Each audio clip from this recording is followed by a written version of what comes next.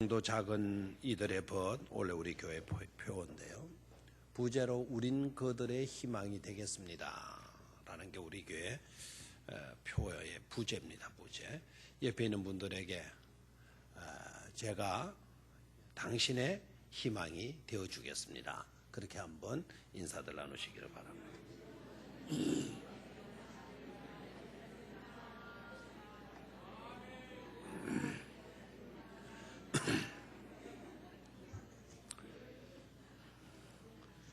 우리가 누군가에게 희망이 되어진다는 건 큰 은혜요, 큰 축복인 줄로 믿습니다. 내가 바로 당신에게 희망이 되어진다.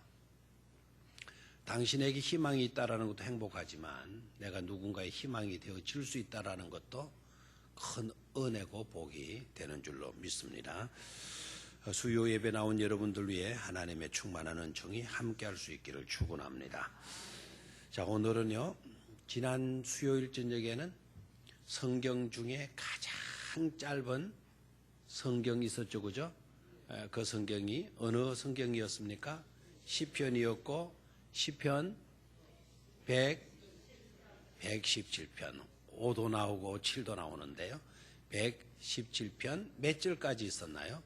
1절과 2절까지 있었죠. 2절밖에 안 돼요. 그리고 시편 117편이 또 하나의 특징을 갖고 있었는데 그 특징이 바로 뭐였습니까? 성경, 신구약 성경 총 절수의 꼭 가운데가 되는 시편이다, 그 성경이다. 그러니까 117이라는 게 전체 성경의 얼마가 된다?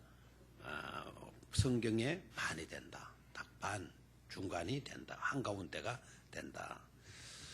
지난번에 짧은 성경이어서 1시간에 시편 강해를 다 마칠 수가 있었어요. 오늘은 시편 그간의 강해가 이제 많이 이루어졌죠, 그죠? 1편 강해를 했고, 1편에서 여러분 기억 남는 게 있습니까? 아슈레이시. 기억력이 좋네. 원래 여러분들 위해 좋은 일들이 충만할 줄로 믿습니다. 기억력이 충만하네요, 원래는 아무도 치매 걸리는 자가 없을 것 같습니다. 자, 뭐라고요? 아실의 인생. 그 다음에 시편 몇 편을 강의하는지 혹시 기억나십니까? 시편 42편도 했죠, 그죠? 시편 42편. 내 영혼이 주를 찾기에 헐떡거립니다. 헐떡거리는 사슴이 시냇물을 찾듯이 내가 누구를 찾기에? 여호와를 찾기에 헐떡입니다. 헐떡입니다. 참 그 시편도 굉장히 은혜로웠었죠, 그죠? 또 시편 어느 성경을 강의했었나요? 시편 43편도 강의를 했었죠, 그죠? 자, 그런 강의들에 이어서 이제 오늘은 시편 15편으로 다시 올라왔는데요. 2차에 걸쳐서 시편 15편을 강의하는 시간을 갖도록 하겠습니다. 자, 그러면 시편 15편으로 들어가는데 질문으로 시작을 하죠, 그죠? 질문으로. 다시 한번 뭐로 시작한다? 질문으로 시작해요. 누구의 시편입니까? 다윗의 시편이고 질문으로 시작을 하죠. 그리고 2절에서 5절까지는 그 질문에 대한 대답이에요. 질문을 했으면 뭐가 주어져야 돼요? 대답이 주어지잖아요. 우리가 하나님께 기도했으면 하나님은 우리의 기도에 응답을 해 주시잖아요. 맞습니까? 이게 행복이에요. 이게 행복. 부르는 이는 있는데 대답이 없다. 질문은 했는데 답변해 주는 사람이 없다.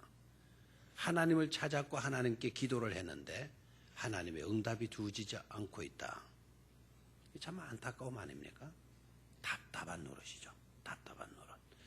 그런데 우리가 기도했을 때 하나님께서 뭐 해주시고요? 응답해 주시고, 우리가 질문했을 때 하나님 뭐 해주신다? 대답해 주신다. 이런 관계성이 복되고도 아름다운 관계성임을 깨닫기를 축원합니다. 여러분의 가정 안에 누가 묻는 자가 있으면 누가 대답해 주고, 누가 몰라라 하면 누가 가르쳐 주고, 누가 부탁을 하면 들어주고, 여러분의 가정 분위기가 그런 분위기라면 행복하잖아요. 다정한 가정이라 말할 수 있잖아요, 그죠? 여보 그랬는데 아무도 대답이 없어요. 오늘 저희들은 조금 놀랐습니다. 왜 놀랐는가 하니까 어저께 성서대에 가는데 한 번도 이분들은 결석을 안 해요. 연세도 드시고 하셨지만 결석을 안 하시는데 어저께 결석이 되었어요. 그래서 성서대학 공부 중에 왜 아무개 집사님들 안 오셨어요? 제가 질문을 아무도 아는 사람이 없어요. 그래서 긴급으로 연락을 해라 그랬더니 한 분은 감기 몸살이 심하게 들어서 나올 수가 없었다. 한 분은 전혀 전화가 안 되는 거예요. 전화가.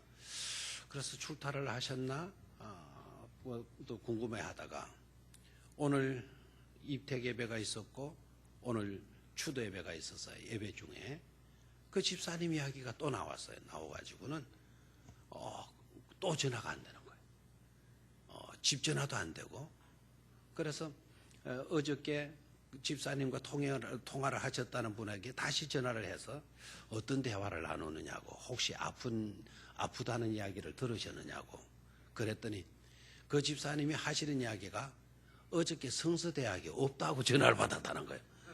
성서대학은 있었는데 성서대학이 없다고. 그래 금요일 날 청지기 교실이 없다라는 거를 아마 착각을 한 것 같아요. 그래서 두 분이 그래서 또 결석을 하신 거예요. 오늘 저녁에도 예배를 마치고도 전화가 안 돼서 통화가 안 돼. 너무 마음에 갑자기 걱정하는 마음이 생기더라고요. 약간 불안한 생각도 들고. 그래서 긴급으로 부목사님하고 전도사님을 집으로 빨리 가봐라. 그랬더니 집에 막 급히 또 내려가서 밤에 급히 내려가가지고 벌레불떡 한참 만에 올라왔는데 방금 집사님이 들어오셨대요. 그 집사님이 왜 저희들이 염려했고 불안했는가 하니까 혼자 사시거든요. 혼자 사시면서 연세도 있고 그리고 혈압도 있고 옛날에 수술도 많이 하셨고 그래서 혼자 사시다가 연락이 없다. 그러니까 누가 연락해 줄 사람도 없고 큰 위경을 당하게 되면은 다 그렇잖아요.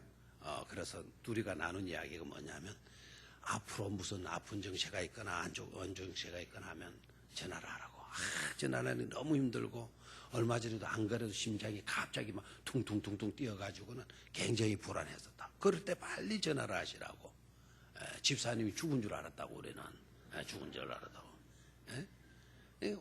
여러분 봐요. 혼자 사시니까. 그래 집사님도 많이 준비를 하고 계시더라고요. 내가 혼자 있으니까 무슨 일을 당하게 되면 어떻게 하나. 그래서 비상연락처도 쭉 해놓고 집안의 형제들 연락해야 될 것 이름도 다 미리 적어놨대요. 여러분 주변에 사람이 인기척이 있다라는 거, 이게 여러분들의 마음을 평안케 해주는 요소인 것임을 깨닫기를 축원합니다. 그 자체를 고맙게 여기셔야 돼요. 나는 저 인간 코를 골아 싸서 미치겠어. 그냥 코 건다고 여러분 혼자 사는 게 좋을 줄 압니까? 코고라도 옆에 사람이 있는 게 훨씬 낫습니다. 낫어요. 우리 정집사님 아멘 소리, 정정님 아멘 소리 제일 큰데, 애가 막 똥을 싸고 막 난장판을 해놔도 아이들 집안에 들어가서 아이들 울음소리가 있고 아이들이 그냥 난장판 만들어도 아이들이 뛰노는 그런 집안이 좀 낫지 않습니까? 우리 정장로님이 그래서 아멘 소리가 제일 컸던 것 같아요. 아마 연세가 드시는 가운데 아기가 없으니까 좀 외롭고 그런 마음들이 생길 겁니다. 누군가가 부르면 대답할 사람이 있다. 누구에게 물었더니 누군가가 대답해 준다. 그것 자체가 뭐라고요? 아름다움이에요. 시편 15편을 읽으면서 여러분 일단은 어떤 분위기를 느껴야 되는가 하니까 너무나 아름답다. 너무나 아름답다. 묻는 이가 있고 그 질문에 대답하시는 하나님이 있다. 그렇죠? 이게 행복 아닙니까? 그렇죠? 모르는 게 문제가 아닙니다. 모르면 물으면 돼요. 물으면 누가 대답해 주셔요? 하나님이 대답을 해 주시니까 문제가 되지 않잖아요. 그래서 일단은 시편 15편을 읽을 때에는 어떤 분위기를 느껴라? 아름다운 분위기, 다정한 분위기를 느낄 수 있어야 된다라는 거예요. 아멘입니까? 무슨 분위기를 느껴라? 다정한 분위기, 아름다운 분위기를 느낄 수 있어야 된다라는 거예요. 아시겠죠? 이런 집안은 없을 겁니다. 아이가 엄마 이게 뭐야? 이 새끼 낸들 뭐가 어떻게 알아? 이 새끼 막 별거 다 묻는다 하고 귀따세기를 때려주고 그러면은 그 집안 뭐가 되겠어요? 그렇죠? 물으면 대답해 줄 수 있는 엄마가 있고요. 그렇죠? 우리 인간은 또 다 대답을 못 해주는지 몰라요. 그러면 그럴 때는 내가 모른다 이놈아. 이놈의 새끼. 막 그냥 앞으로 이놈의 새끼 그런 거 나한테 가져오지 마. 이런 식으로 말하지 말고 지혜로운 어머니라면 나도 엄마도 잘 모르는데 우리 하나님께 기도해 볼까 오늘부터? 하나님께 기도하면 하나님께서 가르쳐 주실 거야. 아멘 안 해요 엄마들이요. 가르쳐 주실 거야. 어머니가 그렇게 대처하면 좋아요 안 좋아요? 그리고 더 뛰어난 코칭을 배운 엄마들은요 그렇게 하지 않아요. 딱 질문을 하면 일단은 알아도 글쎄다 엄마도 같이 한번 생각해 볼까? 너는 어디까지 생각해 봤니? 이것에 대한 해답이 뭔지 대답이 뭔지 어디까지 생각해 봤니? 아이들한테 자꾸 오히려 역으로 질문을 하는 거예요. 그러면 아이들이 어느 정도 접근을 했다면 코칭을 공부한 엄마들은 거기에 수긍을 하죠. 엄마나 그 정도까지 네가 생각을 했었구나. 아마 그 대답은 아마 정답에 가까운 대답일 거야. 생각이었을 거야. 넌 뛰어난 사고력을 가지고 있구나. 이런 식으로 해서 아이를 뭐 해주는 거예요? 사기를 돋구어 주면서 아이의 뜻에 수긍해 주면서 아이의 이야기를 경청해 주면서 아이들의 대답을 더 생각할 수 있도록 더 자신감을 가질 수 있도록 이렇게 이끌어가는 것이죠. 오늘 일단 아름다운 분위기 속에서 질문하는 누가 있고 사람이 있고 대답하는 누가 있다? 하나님이 계시다. 이 공식은요 나이되게만 해당되는 공식이 아니다. 누구에게도 해당되는 공식이다. 바로 저와 여러분들에게도 해당되는 공식이다라는 것을 깨달아야 돼. 이 분위기가 아름다운 분위기였다면 저와 여러분들도 아름다운 분위기에 속할 수 있는 존재들이다라는 것을 깨달을 수 있어야 될 줄로 믿습니다. 나도 누구와의 아름다운 관계, 하나님과의 아름다운 관계, 아름다운 분위기, 포근한 분위기 속에 나도 놓일 수가 있다라는 그런 확신과 믿음을 가져야 되겠습니다. 자, 그럼 질문 내용을 한번 볼까요? 질문 내용 시작. 여호와여,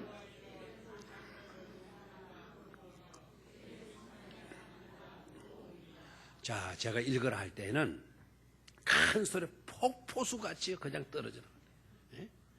우리 질문 내용 한번 볼까요? 아까 질문이 몇 절에 나온다 그랬어요?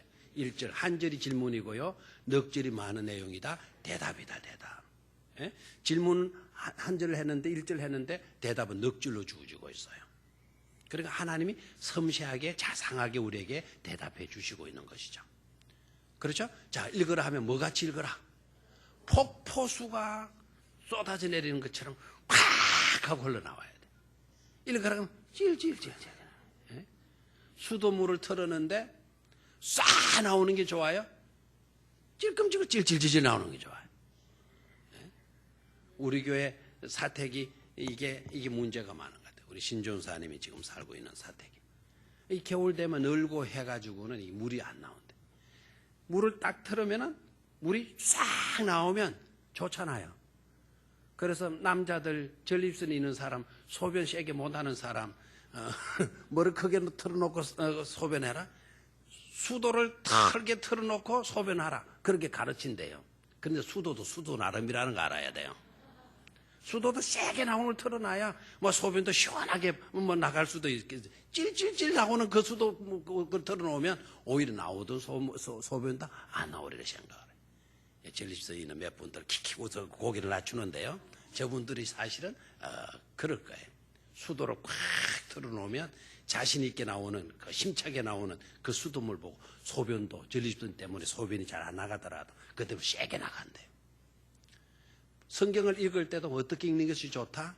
힘차게 사모했다는 마음으로, 사모하는 마음으로, 기다렸다는 뜻이 막 그냥 읽는 거예요. 다시 한번 1절 시작. 여호와여, 주의 장막에 머무를 자 누구 오며 주의 성산에 사는 자 누구 오니까? 질문을 해. 다 한 가지. 질문의 내용이 뭡니까? 어떤 사람이 하나님 앞에 설 수가 있겠습니까? 어떤 사람이 하나님의 장막에 머무를 수가 있겠습니까? 이 질문을 던지는 거예요. 어떤 사람이 그런 일에 합당한 자로 인정될 수가 있겠습니까? 하나님의 성산에, 하나님의 장막에 누가 거하고 누가 살 수 있겠습니까? 그런 인정을 받을 수 있는 사람은 어떤 사람이겠습니까? 라는 질문을 던지는 거예요. 이 질문이 너무나도 중요한 질문이라는 걸 우리가 깨달아야 되겠는데요. 거기에 장막이라는 말에다가 동그라미를 치고요. 성산이라고 하는 말에 동그라미를 치십시오. 장막과 성산이 나오죠. 그죠? 성산은 거룩한 산입니다. 그런데 장막 앞에 일반 집이 아니고 누구의 장막? 주의 장막이고요. 성산인데 누구의 성산? 주의 성산. 내 머무를 자, 사는 자 누구입니까? 누구입니까? 어떤 자입니까? 어떤 자입니까? 질문을 던지는 거예요. 이 질문이 굉장히 중요한 질문이 아닐 수가 없어요. 자, 여기서 논하는 것은 사회적 신분을 묻는 게 아닙니다. 종교적인 어떤 직위를 말하는 것도 아니죠. 어떤 계층에 속하고 있느냐, 신분이 뭐냐, 그걸 묻는 질문도 아니에요. 어떤 직위를 가지고 있느냐, 계급이 뭐냐, 그거를 묻는 것도 아니에요. 어떤 특성이냐, 어떤 특수성이냐, 그런 것 질문도 안 해요. 하나님께 묻는 질문의 내용이 뭐냐면 주의 장막에 머무를 사람이 어떤 사람이냐, 주의 성산에서 살 수 있는 사람이 어떤 사람이냐, 이 질문을 던지는 거예요. 계층을 묻는 것이 아니죠. 사회적인 어떤 신분을 묻는 것이 아닙니다. 하나님의 기준으로 하나님의 뜻에 맞을 수 있는 사람이 누구냐, 하나님의 영역 안에서 하나님의 보호를 영원토록 받고 살 수 있는 그런 사람은 과연 어떤 사람이겠습니까? 이 질문을 던지는 거예요. 굉장히 중요한 질문이죠. 어떻게 하면 내가 돈을 많이 벌 수가 있겠습니까? 어떻게 하면 내가 많은 건강을 얻을 수가 있겠습니까? 어떻게 하면 나는 많은 어떤 인기를 얻고 명예를 얻을 수가 있습니까? 이런 질문이 아니고요. 어떤 사람이 하나님의 장막에 머물 수가 있겠고 주님의 거하는 성산에 살 수가 있겠습니까? 이 질문을 딱 던지는 거예요. 이 질문을. 여기에서 여러분 장막이라고 하는 뜻을 좀 깨달아야 돼요. 장막과 주의 성산은요, 같은 개념이에요. 같은 개념. 근데 장막이라고 하는 오헬이라고 하는 히브리를 쓰고 있는데, 이 오헬이라고 하는 단어의 뜻은 뭐냐면 거기 계심의 장소예요. 다시 한번, 오헬이라는 뜻은 뭐라고요? 거기 계심의 장소. 거기 계심. 거기 계신다. 거기 계신다. 누가 거기 계시는 거죠? 하나님. 그럼 우리가 거기 있다라는 것이 아니고요, 하나님이 거기 계시고 있어요. 그게 바로 누구의 장막? 주의 장막이다. 그게 바로 누구의 성산이다? 주의 성산이다. 그럼 이곳은 하나님과 이스라엘 백성들이 만날 수 있는, 서로 만날 수 있는 바로 그 공간을 말해요. 그러니까 하나님만 거기 계시는 것이 아니고 그 공간에서 누가 하나님을 만날 수가 있겠습니까? 그 영역 안에서 누가 자리를 잡고 살 수가 있겠습니까? 어떤 사람이 그렇게 그와 같은 특회의 장소에 머무를 수가 있겠습니까? 라고 하는 질문이에요. 그렇다면 여러분 생각해봐요. 주의 장막, 주의 성산. 이 세상에 그 어떤 것과도 비교될 수 있는 곳일까요? 주의 장막? 비교될 수 있을까요? 이 세상 어떤 곳하고? 그러면 그곳에 가서 살면 되겠네, 있다면? 비교될 수 없는 곳이죠. 비교될 수 없는 곳이. 그럼 또 이곳은요, 그 어떤 곳으로도 제한될 수 없는 곳이에요. 주의 장막과 주의 성산은 어떤 것으로도 뭐 될 수 없는 곳이다? 제한될 수 없는 곳이다라는 거예요. 이곳이어만 된다, 저곳은 안 된다, 저곳이어만 된다, 이곳은 안 된다. 그렇지 않아요. 하나님이 계시는 곳이라고 한다면 이 세상 그 어떤 것과도 뭐 할 수 없다? 비교될 수 없을 뿐만 아니라 그 어떤 장소도 하나님은 제한을 두신다, 제한 두시지 않는다. 제한 두시지 않는다라는 거죠. 이게 우리에게 주신 특혜예요. 구약 때에 이 시편이 구약에 있는 내용 아닙니까? 구약 때 내용들은 하나님은요 이스라엘만의 하나님으로 생각을 해요. 이스라엘 나라에 갇혀 있는 하나님으로 유대인들은 그런 의식을 갖고 있었어요. 하나님은 누구만의 하나님이다? 자기들만의 하나님이다. 근데 이방 사람들의 하나님이라는 생각을 그들은 죽어도 못해요. 우리들의 하나님이지 너네들의 하나님은 아니다라는 거예요. 그래서 특혜의식, 특권의식을 그들은 갖고 있어서 이게 교만을 낳은 거예요. 이게 하나님으로부터 얻어맞는 계기가 되죠. 그런 의식 때문에 하나님 그것을 깨트리잖아요. 그들이 가져야 할 특권의식은 뭐였습니까? 우리를 선택하신 그 하나님을 우리가 전파해서 너희들의 하나님도 삼아야 된다. 이것을 전파해야 되는데 그 사명은 잊어버렸어요. 자기네들만 상자 안에 하나님을 딱 가두고 살려고 했죠. 하나님은 절대로 저와 여러분들의 하나님으로 하나여질 수가 있습니까? 없습니까? 없어요. 우리들의 하나님은 우리가 나가서 전하였으라도 저들의 하나님이 되시도록 만들어져야 될 사명이 우리에게 있는 줄로 믿습니까?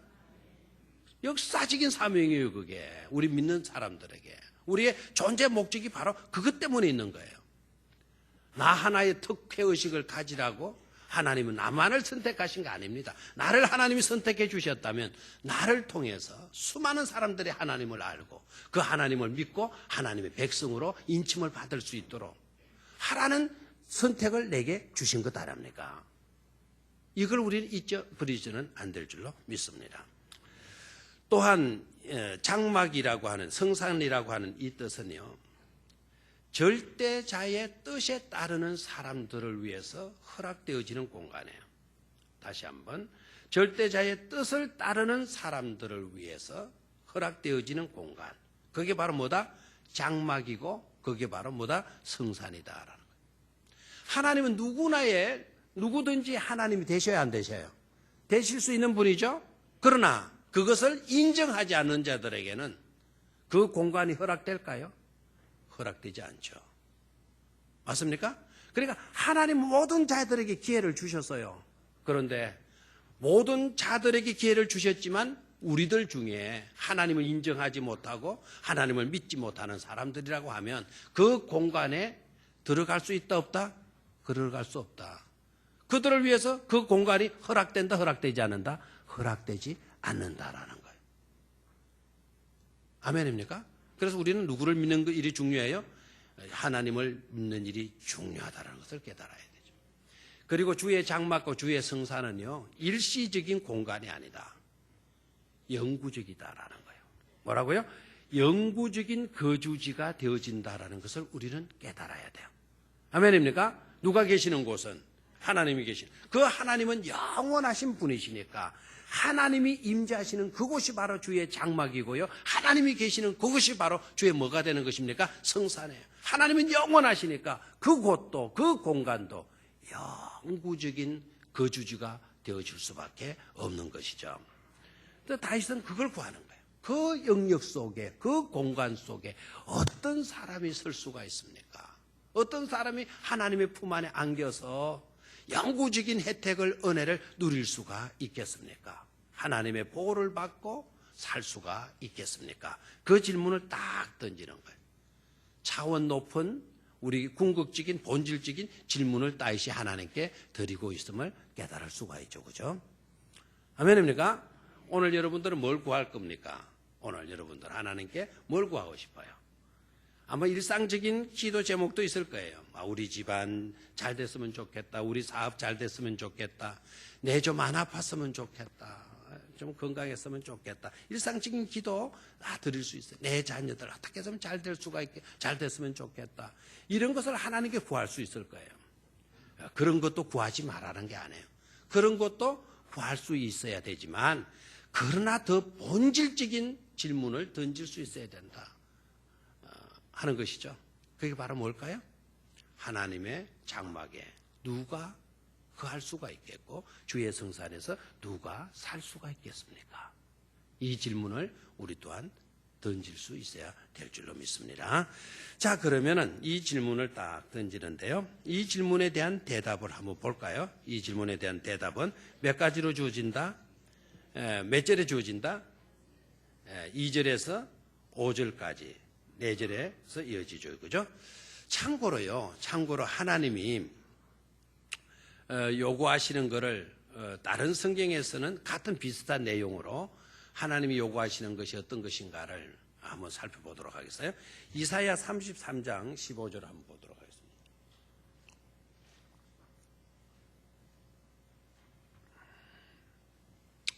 자, 한번 같이 읽어볼까요? 시작. 오직 공의롭게 행하는 자, 정직히 말하는 자, 재물을 가정히 여기는 자, 손을 흔들어 뇌물을 받지 않은 자, 귀를 막아 피 흘리려는 꾀를 듣지 아니하는 자, 눈을 감아 악을 보지 아니하는 자. 자, 저 구절을 보니까 이사야 선지자가요, 주의 성산에 누가 거할 수가 있냐, 살 수가 있느냐, 하나님의 장막에 어떤 자들이 들어가서 하나님의 품 안에서 보호를 받고 은혜를 누리며 살 수가 있는가. 이사야 선지자는 15절에서 몇 가지로 설명을 하고 있어요? 6가지죠? 한번 꼽아볼까요? 어떻게 사는 사람? 공의롭게. 두 번째, 정직히 말하는. 세 번째, 토식한 재물을 가증히 여기는 자, 손을 흔들어 뇌물을 받지 아니하는 자, 귀를 막아 피 흘리는 꾀를 듣지 않은 자, 눈을 감아 악을 보지 아니하는 자. 몇 가지로 이야기를 해요? 6가지. 공의롭게 행하고 정직히 말을 해야 되고, 토색한 재물을 좋아하는 자, 가정히 여기는 자. 토색한 재물이 어떤 것인 줄 아시죠? 그런 것을 가정히 여겨야죠. 그걸 좋아하면 돼요? 대답을 해요. 그걸 좋아하면 돼요? 안 되죠. 우리는 땀 흘려서 수고해서 주어지는 그런 재물을 기뻐해야지, 토색한 재물을 그걸 기뻐하면 안 되죠. 그래서 하나님이 요구하시는 사람은 어떤 사람인 거 아니까? 토색한 재물을 가정히 여기는 사람, 우습게 여기고 아주 싫어하는 그런 사람들. 그 다음에 어떤 사람이라고 그랬어요? 손을 흔들어 뇌물을 받지 아니하는 자. 뇌물을 받으면 된다, 안 된다? 안 된다. 그거는 손을 흔들어서 나 싫어, 나 안 받아, 막 이렇게 하는 자. 그런 자라야 된다는 거죠. 하나님의 성산에 거할 자는. 또 어떤 자입니까? 길을 막아 피 흘리려는 꾀를 듣지 아니하는 자. 피 흘린다는 말은 무슨 말이죠? 사람을 죽이려고 하는 그런 소리를 듣는다, 안 듣는다? 안 듣으려고 하는 사람. 남을 죽이려고 하고 해코지하는 그런 소리는 아예 내가 안 들으려고 하는 그런 사람이 어디에 거할 자이다? 주의 성산에 거할 자이다 하는 거예요. 여기서 우린 지혜를 얻어야 돼요. 우리는. 또 그 다음에 나오는 것이 뭐죠? 눈을 감아 악을 보지 아니하는 자. 악한 것을 보려고 하지 않는 거예요. 남의 허물을 보려고 하지 않는 거예요. 남의 허물이 보일 때는 뭐를 감아버리는 거죠? 좀 비겁할 수도 있겠지만 눈을 감아버리는 거예요. 근데 우리는 어느 때 눈을 감습니까? 한 푼 주시오. 그래서 구걸하는 사람 딱 있으면 뭐합니까? 눈을 턱 감고 안 보는 척하고 안 들리는 척하고 지나가잖아요. 그럴 때는 우리는 눈을 감으면 돼요? 안 돼요? 안 되죠. 우리는 가난한 자, 우리의 작은 이들의 무엇이 되어줘야 돼요? 벗이 되어줘야 돼요. 우리가 눈을 감아야 되고 귀를 막아야 할 때가 어딘가를, 언제인가를 우리가 분명히 구분할 수 있어야 돼요.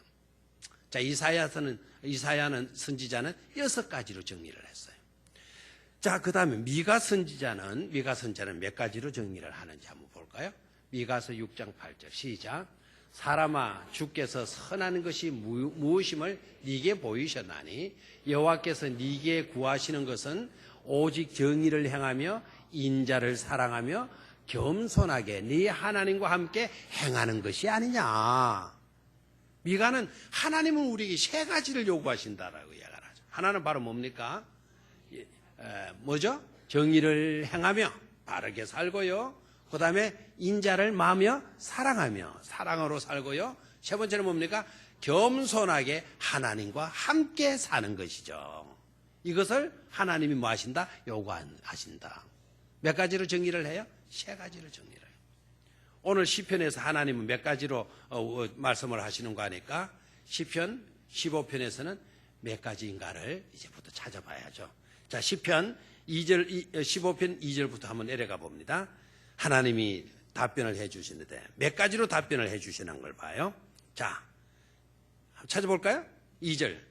정직하게 행하며, 두 번째는 공의를 실천하며, 세 번째는 그의 마음에 진실을 말하며, 네 번째는 그의 혀로 남을 허물하지 아니하고 그의 이웃에게 악을 행하지 아니하며 그의 이웃을 비방하지 아니하며 그의 눈은 망령된 자를 멸시하며 여호와를 두려워하는 자들을 존대하며 그의 마음에 서운한 것은 해로울지라도 변하지 아니하며 이자를 받으려고 돈을 꾸어주지 아니하며 내 문을 받고 무죄한 자를 행하지 아니하는 자이니 몇 개? 11개. 아, 똑똑하네요. 내가 아까 11개라 그랬나요? 제가 11개라고 가르쳐 줄 수 있는 방법을 못 찾았어요. 이거 11개를 어떻게 해야 되나요, 이게? 이랬다가 이럴 수밖에 없네요, 그죠? 11개였죠, 11개. 그러니까 하나님이 다윗에게는 더 세밀하게, 더 섬세하게 답변해 주신 것을 알 수가 있죠. 이사야서는 아까 몇 가지였고, 6가지였고, 그 다음에 미가서에서는 몇 가지? 3가지였고, 그 다음에 다윗에게는 시편 15편에서는 몇 가지? 아, 이렇게 하면 되네요. 간단하네요. 몇 가지? 11가지. 11가지로 답변해 주고 있습니다. 자, 그러면 그 주의 성산에 거할 사람들, 또 그 다음에 주의 장막에 머물 사람들이 어떤 사람인가를 하나씩 이제 살펴보도록 그렇게 하겠습니다. 자, 그러면은 먼저 2절을 보십시다. 2절. 어떻게 사는 사람이라 그랬어요? 정직하게 행하는 사람. 정직하게 행하는 그 사람. 정직이라고 하는 것이 뭐죠? 바르게, 곱게 사는 삶을 가르치잖아요. 맞습니까? 곱게 사는 사람. 우리가 일단 하나님의 백성으로서 하나의 원칙을 갖고 있어야 돼요. 일단은 우리가 뭐 해야 돼요? 하나님을 믿는 사람으로서 뭐 해야 돼요? 정직할 수 있어야 된다. 말 수 있어야 된다. 정직할 수 있어야 된다. 다시 한번 하나님을 믿는 우리들은 일단 우리는 뭐 할 수 있어야 돼요? 정직할 수 있어야 된다. 그래야만 주의 성산에 살 수가 있고요. 주의 장막에서 우리가 머물 수가 있어요. 거주지를 삼을 수 있다라는 거예요. 일단은 뭐 합시다? 정직합시다. 오늘날 우리 기독교인들이요, 빛을 많이 잃었다 그러잖아요. 빛이 되게 해달라는 기도를 드릴 필요는 없어요. 빛이 못 되어서 빛이 되게 해달라고 하는 기도는 맞잖아요. 만약에 그것이 맞았다면 아마 주님이 이렇게 가르쳐 주셨을 거예요. 너희는 빛이 되어야 되는데 빛이 되어지도록 노력하고 하나님께 기도 열심히 해라. 이렇게 말했을 거예요. 성경은 그렇게 말하지 않죠. 너희는 세상에 뭐다? 빛이다 그래서 이미 우리는 뭐라고요? 빛이 되어야 할 존재가 아니고 이미 우리는 뭐라고요? 빛이다 그랬어요. 빛이다. 사실은 내가 빛이기 때문에 그런 것이 아니고 주님이 내 안에 있고 내가 주님 안에 있기 때문에 주님은 빛이시기에 우리는 빛의 사명을 우리가 가질 수가 있는 것이죠. 아멘입니까? 그래서 우리는 뭐라고요? 빛이에요. 그 빛인데 그냥 이 빛이 비춰야 되는데 비치지를 못하고 있는 거예요. 왜 그러냐? 정직성을 뭐해서 버려서 그렇다? 잃어버려서 그렇다. 일단은 우리가 뭐 합시다? 정직해야 돼요. 정직하게 되면 우리에게 주어지는 유익이 어떤 것인가? 시편 84편을 한번 보도록 하겠습니다. 정직이 왜 중요하냐? 정직이요. 시편 84편 11절 시작. 여호와 하나님은 해요 방패이시라. 여호와께서 은혜와 영화를 주시며 정직하게 행하는 자에게 좋은 것을 아끼지 아니할 것임이니이다. 그랬어요. 다시 한번 읽어볼까요? 시작. 여호와 하나님은 해요 방패이시라. 여호와께서 은혜와 영화를 주시며 정직하게 행하는 자에게 좋은 것을 아끼지 아니할 것임이니이다. 아멘. 여호와 하나님은 해요 우리의 방패가 되어 주신다 그래서. 태양이 없으면 우리 못 살잖아요. 하나님 없이는 우리 못 살아요. 하나님이 지켜주시지 아니하면, 막아주시지 아니하면 이 환난 많은 세상에서 우리는 살아갈 수가 없어요. 그래서 하나님은 우리에게 해가 되시고 우리에게 방패가 되어주시는 분이에요. 뿐만 아니라 하나님께서는 우리에게 뭐를 또 주십니까? 은혜와 영화까지도 주시는 분이시라 말씀을 했어요. 자, 그런데 보십시오. 주시며, 이것만 해도 엄청난 은혜요, 복인데요. 정직하게 행하는 자에게 좋은 것을 마지 아니하신다. 아끼지 아니하실 것임이니이다. 그랬어요. 이미 받는 혜택도 많아요. 이미 받는 혜택도 많지만 특별히 정직하게 사는 사람에게는 좋은 것을 아끼지 아니하시고 풍성하게 넘치도록 주신다는 말씀 아닙니까? 예? 아끼지 아니하신다는 말은 쫄쫄하게 굴지 않는다는 거죠. 찔끔찔끔 이렇게 주는 것이 아니고 풍성하게 넘치도록 주신다는 거예요. 어느 자에게, 어떤 자에게? 정직하게 행하는 자에게. 그래서 저와 여러분들은 정직하면 목사님 손해봐요. 진실되게 살면 바보 취급당해요. 세상 소리예요. 그게 마귀가 연막 전술을 펴고 있는 거예요. 그런 말들에 우리는 귀 기울이면 안 돼요. 성경은 분명히 뭐라고 말씀하신다고요? 정직하게 행하는 사람에게 하나님은 좋은 것을 아끼지 아니하시고 넘치도록 풍성하게 부어 주실 것이라고 말씀해 주셨잖아요. 우리는 그 말씀을 외쳐야 될 줄로 믿습니다. 또한 잠언서 2장 7절을 보십시오. 잠언서 2장 7절. 왜 우리가 정직해야 되겠는가? 시작. 그는 정직한 자를 위하여 완전한 지혜를 예비하시며 행실이 온전한 자에게 방패가 되시나니. 그랬어요. 하나님께서 뭘 준비하신다 그랬나요? 완전한 지혜를 준비하시고 계신다. 예비하시고 계신다.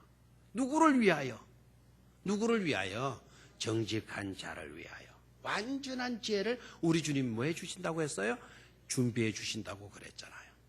우리는 정직해야 될 줄로 믿습니까? 무엇보다도 하나님은 정직의 하나님이시잖아요. 우리 주님은 정직하신 참된 참이시고 진리신 하나님 아니십니까? 아멘입니까? 나는 길이요 진리요 생명이니. 그 진리라는 말은 영어로 truth예요. 참이라는 거예요. 그게 바로 진실이고요. 그게 바로 정직이라는 것이죠. 우리 주님이 그러시기 때문에 저와 여러분들도 정직하게 행하는 사람이 되어야 될 줄로 믿습니다. 이런 자가 되어야 주의 성산에, 주의 장막에 거할 수가 있다라는 것이죠. 두 번째가 뭡니까? 공의를 실천하며. 두 번째는 뭐라고요? 공의를 실천하며. 공의가 뭐냐? 공의를 justice라고도 이야기를, 정의라고도 이야기를 해요. 이 정의가 또 그러면 뭐냐? 우리 성경에서는 의로움이에요. 뭐라고요? 의로움. 공의에 들어가는 그 의자가 의로울 의자거든요. 의로울 의자. 그럼 우리는 왜 그러면 또 의롭게 살아야 되나? 왜 우리는 정의롭게 살아야 되고 공의롭게 살아야 되나? 시편 92편 12절을 이 말씀을 볼까요? 자, 시편 92편 시작. 의인은 종려나무같이 번성하며 레바논의 백향목같이 성장하리로다 그랬어요. 의인은 어떻다 그랬어요? 공의롭게 사는 사람은 종려나무같이 뭐한다? 번성한다. 레바논의 백향목같이 뭐한다? 성장한다. 이게 얼마나 복이에요. 저와 여러분들은 공의를 행하고 정직하게 의롭게 살아드리려고 우리는 애써야 될 줄로 믿습니다. 의로움이라는 한자가 알죠? 여러분 의자를 한자로 쓸 줄 알죠? 그 의자가 한자로 쓰면 두 자로 겹쳐진 거라 그랬죠? 자, 위에 거는 뭐라 그랬습니까? 양이죠, 그죠? 양. 밑에 뭐가 들어가는 겁니까? 아자가 들어가는 거죠? 됐나요? 그게 바로 뭐죠? 의라는 뜻이에요. 양 밑에 큰 대자가 들어가면은 아름다울 밑자이죠. 누가 아름다운 사람이냐? 양 밑에 큰 사람이 놓이는 거예요. 내가 아무리 지혜가 높고 하더라도 예수 그리스도 아래에 무릎을 꿇을 수 있는 사람이 바로 어떤 사람이다? 아름다운 사람이에요. 아름다운 사람. 내가 대통령이라고 해서 그냥 예수님보다도 자기가 높은 것처럼 이렇게 나오면 그거 꼴볼교입니다 이거예요. 내가 대통령이고 장관이고 뭐이든 간에 교회에 오면 십자가 아래 무릎을 딱 꿇을 수 있는 사람. 교회에 와서 걸레질을 할 수 있고 교회에 와서 빨간 지붕을 가지고 차량 안내도 할 수 있는 그런 사람. 그런 사람의 모습이 바로 어떤 모습이다? 아름다움이다라는 거죠. 아멘입니까? 그래서 신앙인들의 아름다움은 세상 사람들의 아름다운 것하고는 구분할 수 있어야 돼요. 기준이 달라야 돼요. 우리는 어린 양 예수 그리스도 아래 놓일 때 그 모습이 바로 어떤 모습이다? 아름다움이다. 됐습니까? 또 어린 양 예수 그리스도 밑에 나가 놓이는 게 그게 바로 뭐죠? 의로움이다라는 거예요. 무슨 말인지 아시겠습니까? 왜 어린 양 밑에 나 같은 죄인이 놓이게 되면 어떻게 의로운 사람이 되나? 내 위에 어린 양이 계시니까. 그 어린 양은 우리를 위해서 피 흘려 주신 줄로 믿습니까? 어린 양이 내 위해서 피 흘려 주시니까 그 피가 내 머리에서 내 얼굴로 내 어깨로 내 가슴으로 내 다리로 내 발로 그 피가 적시기 때문에 우리는 어린 양의 보혈의 피로 의로운 자가 된다는 사실이죠. 그래서 그런 감격을 가지고 살아가는 사람, 그런 감격으로 살아가는 사람은 공공단체 안에서도, 공동체 속에서도, 공공장소에서도 의롭게 살아들일 수가 있는 것이죠. 혼자 있을 때나 사회적으로 여러 사람이 속한 곳에서나 의로운 존재로 살아갈 수가 있는 거예요. 그게 바로 뭡니까? 공의죠. 공의. 정직하게 사는 사람이고요. 정의롭게 사는 사람이다 하는 것이죠. 그런 축복에 함께 할 수 있게 되기를 축원합니다. 자, 그 다음에 또 한번 볼까요? 세 번째는 뭡니까? 그의 마음에 뭐를 말하며? 진실을 말하며. 다시 한번 그의 마음에 뭐를 말하며? 진실을 말하며. 저를 봐요. 그의 마음에 진실을 말한다는 말은 무엇일까요? 자기를 속이지 않는다라는 거예요. 다시 한번 누구를 속이지 않는다? 자기를 속이지 않는다라는 거죠. 내가 우리 김원태 장로님 앞에 앉았는데 김원태 장로님을 내가 속일 수 있어요, 없어요? 속일 수 있을까요, 없을까요? 있죠. 그러나 김원태 장로님은 내가 속일 수 있지만 이미 김원태 장로님을 속이기 전에 누가 누구를 속인 거죠? 내가 내 자신을 속인 거예요. 알겠습니까? 그래서 남은 속일 수 있더라도 나는 나의 자신을 알잖아요. 내가 내 자신에게 진실하지 못했다는 거죠. 그런데 이 말은 그거예요. 그의 마음에 뭐를 말하며? 진실을 말하며.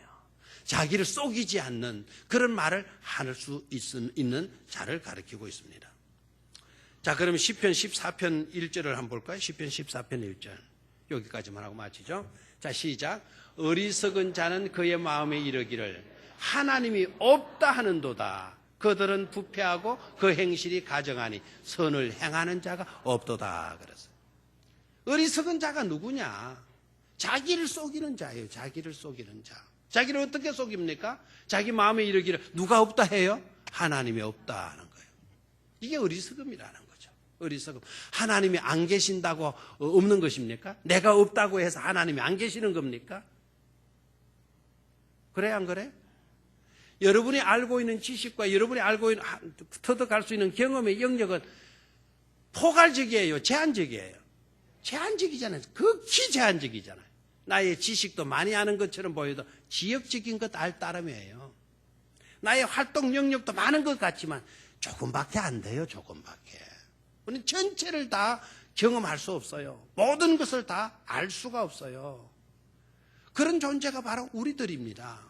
그런데 내 생각에 하나님이 안 계신다고 하나님 없어. 그렇게 믿어. 뭐 이런 식으로 하면 이게 얼마나 웃기는 일입니까? 그게 바로 뭐라고요? 어리석음이라는 거예요. 여러분, 영국의 유명한 그 무신론주의 사람 알죠? 이분이 영국 사람이 아닌데 영국에 와서 신학 공부하고 영국에 와서 엉뚱한 소리 너무 많이 해요. 볼 때리러 가는 사람, 볼 때리는 사람이에요. 예? 이 사람은 뭐가 없다 그래요? 하나님은 없다 그래서 하나님은 없다. 하나님은 없다고 늘 주장했어요. 막 하나님 없는 것으로 막 연설하고 다녔어요. 이런 사람 또 말은 잘해 못해요? 말을 잘하는 거예요. 그러니까 젊은 지성 아이들이 그 사람의 사상이 막 물들기를 시작했어요. 볼 때리는 사람이 하나님이 없다고 해서 하나님이 안 계시는 겁니까? 웃기는 소리입니다. 웃기는 소리. 지금 한번 가봐요. 그 볼때르가 휴대폰 가지고 있거든. 나중에 한번 그 뭡니까 지식인인가 뭐 그거 들어가 가지고 한번 검색해 보십시오. 볼 때리는 사람이 쓰던 연구실 그 연구실이 용하게도요, 누가 그렇게 시킨 것도 아닌데 정말 이상하게도 기독교 단체가 들어가 가지고는 거기에 성경을 전시하는 전시장이 됐어요. 그 다시 말하면 도서관이라 그러나요? 그 뭐라 그러나요? 박물관입니까? 그런 것이 되어져 있어요. 누가 시켜서 그런 게 아니에요. 그 주인도 그거 사가지고요, 그렇게 만드는, 자기도 그런 줄도 모르고 한 거예요.